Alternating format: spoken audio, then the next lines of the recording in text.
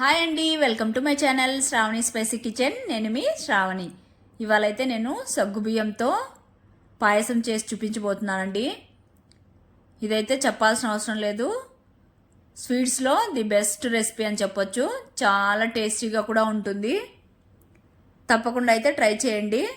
నేను చెప్పడం కాదు కానీ ఒకసారి మీరు ట్రై చేసి టేస్ట్ చేస్తే మీరే చెప్తారు టేస్ట్ అనేది. అయితే ముందుగా అయితే మీడియం సైజ్ కప్తో అయితే నేను ఒక 2 కప్స్ సగ్గుబియ్యం తీసుకొని వాష్ చేసేసుకొని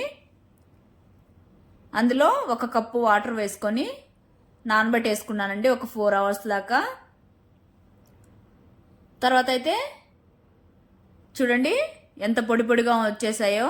వాటర్ అనేవి హాఫ్ యాడ్ చేసుకుంటే సరిపోతుంది. ఇప్పుడు 1 కప్పు తీసుకున్నారనుకోండి, హాఫ్ కప్పు వాటర్ వేసుకుంటే సరిపోతుంది. ఇలాగ పొడి పొడిగా ఉంటుంది సగ్గుబియ్యం అనేది.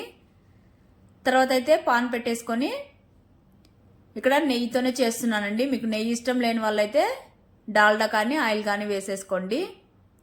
నెయ్యి వేసుకున్న తర్వాత ఈ సగ్గుబియ్యం మొత్తం వేసేసుకొని ఒక 2 మినిట్స్ అలాగా ఫ్రై చేసేసుకోవాలి. ఈ నెయ్యిలోనే ఉన్న తేమ కూడా వెళ్ళిపోయేంత వరకు ఫ్రై చేసేసుకోవాలి.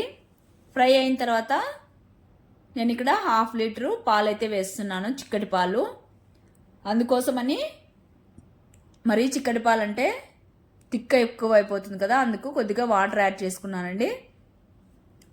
యాడ్ చేసేసుకొని మూత పెట్టుకొని సగ్గుబియ్యము ట్రాన్స్పరెంట్గా అయ్యేంత వరకు కుక్ చేసుకోవాలి. చూడండి.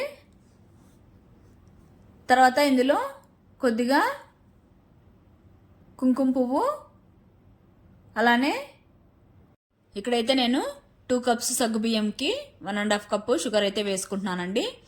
స్వీట్ అనేది కరెక్ట్గా సరిపోయింది. లేదు ఇంకా మరీ స్వీట్ ఎక్కువ తినే వాళ్ళైతే 2 కప్స్ షుగర్ వేసేసుకోండి. ఇంకా మాకు షుగరే వద్దనుకునే వాళ్ళు బెల్లం వేసుకోండి. బెల్లం కూడా సేమ్ క్వాంటిటీ సరిపోతుంది, 1.5 కప్ వేసుకుంటే సరిపోతుంది స్వీట్ అనేది. తర్వాత అయితే ఇలాచీ పౌడరు, అలానే 2 టేబుల్ స్పూన్స్ మిల్క్ పౌడర్ అయితే యాడ్ చేశాను టేస్ట్ కోసం.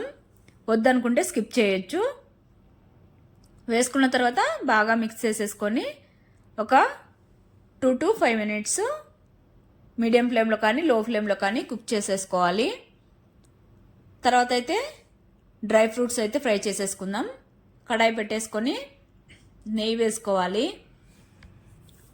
నెయ్యి హీట్ ఎక్కిన తర్వాత ముందుగా అయితే ఎండు ద్రాక్ష వేసుకొని ఫ్రై చేసేసుకోవాలి.